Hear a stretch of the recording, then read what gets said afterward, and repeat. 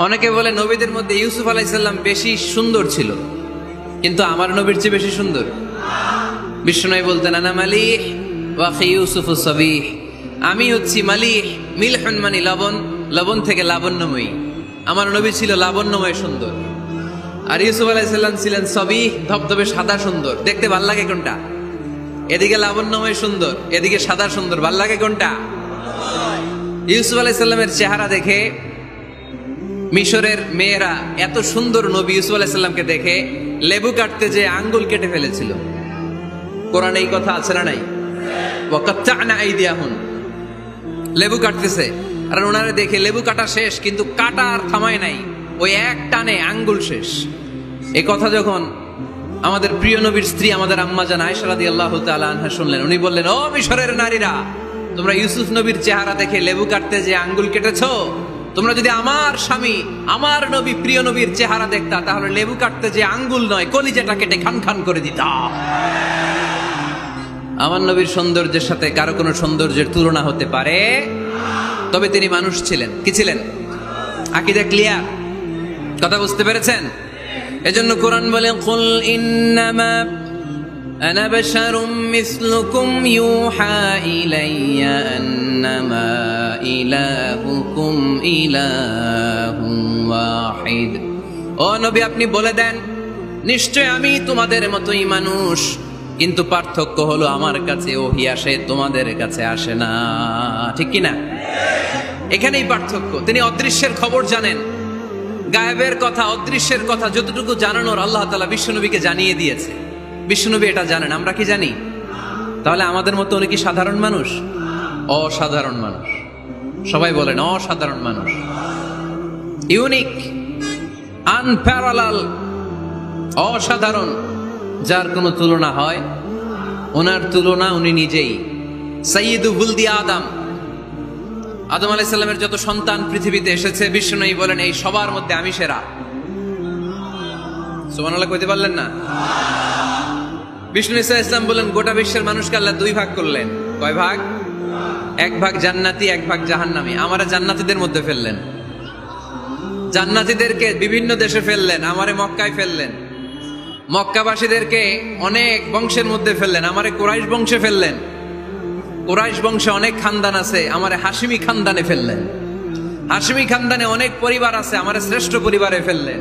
আনা খায়রুকুম নাফসা আনা খায়রুকুম বাইতা, যে কোনো ক্রাইটেরিয়ায় হোক, মানদণ্ডে হোক, গোটা বিশ্বের মধ্যে আমি সেরা। চিল্লায় বলেন ঠিক কি না? ওয়ালা ফখর। কিন্তু এজন্য আমি অহংকার করি? বিশ্বনবীর মনে কোনো অহংকার ছিল? তিনি মানুষ ছিলেন, অসাধারণ মানুষ। তিনি মানব, কিন্তু মহামানব। সুবহানাল্লাহ পড়ে। নবীরে চিনতেছেন? নবীরে চিনতে পারতেছেন? বুঝতে পারতেছেন? কষ্ট হচ্ছে না তো? জিমায়ে পড়লেন মনে হয়? কষ্ট হচ্ছে? কষ্ট হইলে বললেন। তাহলে প্রথম পরিচয় কি ছিল? মাশাআল্লাহ। এই যেটা ক্লাস, তাফসীর মাহফিলের ক্লাস, আমার যে কত ভালো লাগে ছোট্ট ছোট্ট ছেলেরা যখন এসে বলে, হুজুর আমি আপনার ক্লাসের ছাত্র। আমি বললাম, আমি আবার কই পড়াই, তুমি ছাত্র? ওই যে ইউটিউবে ওয়াজ করেন, আমি ওই জায়গার ছাত্র। অনেক বোনেরা আমাদেরকে কাগজে লিখে পাঠায়, হুজুর আমি আপনার তাফসীর ক্লাসের একজন নিয়মিত ছাত্রী।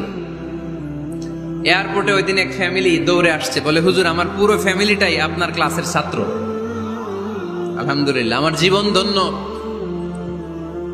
আমার জীবন ধন্য যে আমার কথাগুলোকে লোকজন ক্লাসের মতো মনে করে। এইটাই করা দরকার। বুঝলেন কিনা জিজ্ঞেস করব, উত্তর করবেন। যা বললাম আবার আপনারা শোনাবেন। এক পক্ষের কথা হইলে ঝামেলা আছে না নাই? আমি শুধু বলেই গেলাম, আপনারা শুনলেন, জিমানি আসবে, ঘুম আসবে, শয়তানের গুতা আসবে, ঠিক কিনা? কিন্তু যদি জিজ্ঞেস করি, আওয়াজ করে যদি উত্তর দেন, শয়তানের ওয়াসওয়াসা ঢুকতে পারবে? আর এখানে তো সব ইয়াং, শয়তান আসবে কোত্থেকে?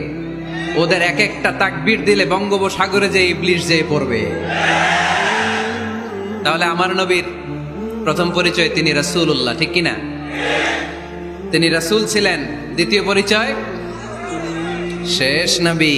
3 নাম্বার পরিচয় তিনি মানুষ ছিলেন। কি ছিলেন? অসাধারণ মানুষ। 4 নাম্বার পরিচয়, আমার নবী কখনো মন গড়া কিছু বলতেন না। খেয়াল করে শুনবেন, আমার নবী মন গড়া কিছু বলতেন? ওনারা সব শিখাই দিত কে? ওনার শিক্ষক কে? পৃথিবীর কোন মানুষের কাছে উনি পড়ছেন? ওনার লেখাপড়া করা লাগে?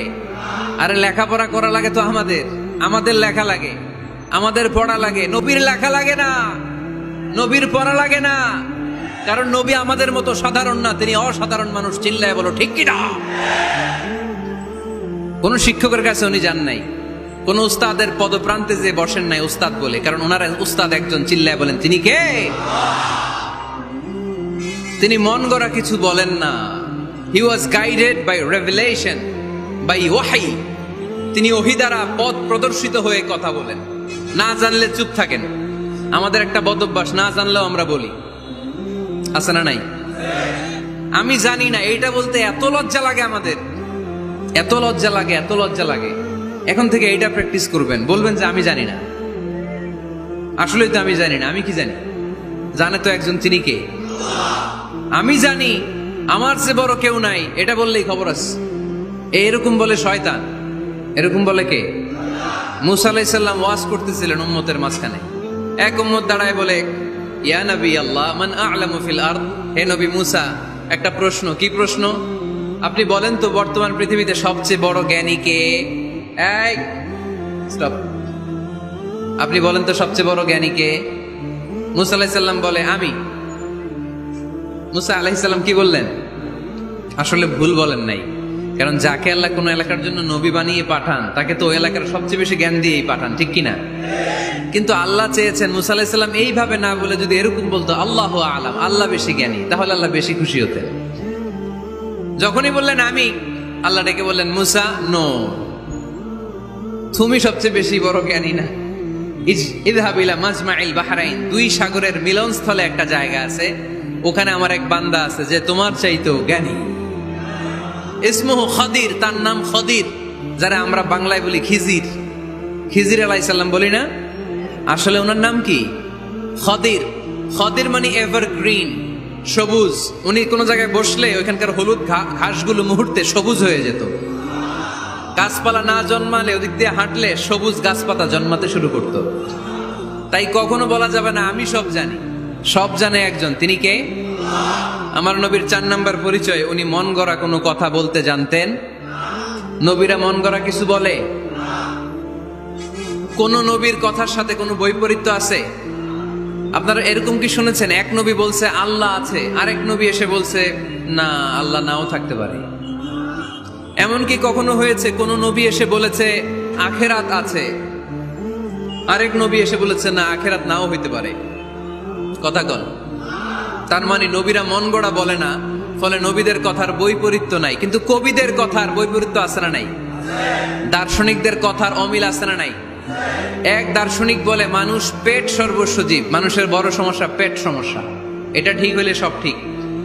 আরেক দার্শনিক এসে বলে না, মানুষের সেক্স সমস্যা বড় সমস্যা, যৌন সমস্যা, এটা ঠিক করে দিলে সব ঠিক।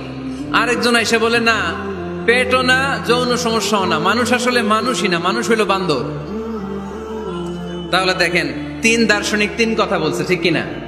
কিন্তু পৃথিবীতে যে লক্ষাধিক নবী, একজনের কথার সাথে আরেকজনের কথার কোনো অমিল আছে? কারণ নবীরা দার্শনিকদের মতো মন মস্তিষ্ক প্রসূত মন গড়া কথা বলে না। তাদের কাছে কথাগুলো আসে একটা হেডকোয়ার্টার থেকে। হেডকোয়ার্টারটা কার? এজন্য আল্লাহ বলেন, ওয়ামা ইয়ানতিকু আনিল হাওয়া ইন হুয়া ইল্লা ওয়াহয়ুন ইউহা। আমার নবী মন গড়া কিচ্ছু বলেন না, আমার কাছ থেকে ওহী পেয়ে তারপরে তিনি মুখ খোলেন। সুবহানাল্লাহ পড়েন আওয়াজ করে।